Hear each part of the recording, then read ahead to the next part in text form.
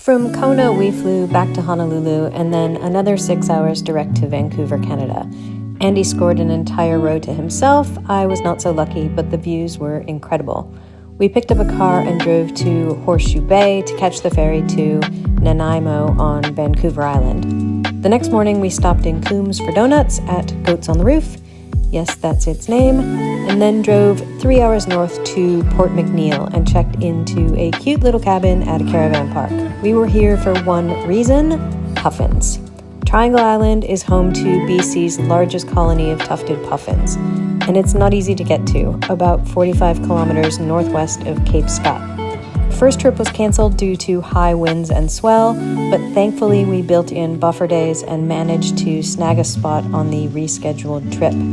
We geared up in Mustang survival suits, pulled on our goggles, and braced for the 3-hour crossing. Just minutes out of Port Hardy, we spotted a king eider, crazy rare for BC, and the boat full of birders were absolutely ecstatic.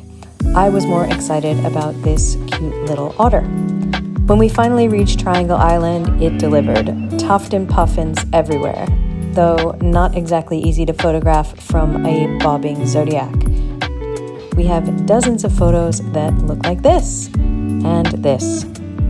We also saw rhinoceros auklets, nicknamed the poor man's puffin because they are less flashy and way easier to spot. From there, we headed to Sartine Island, which delivered a horned puffin. I was pretty seasick by this point, but managed this almost in focus photo. And since it was considered a calm day, we then ventured even further offshore.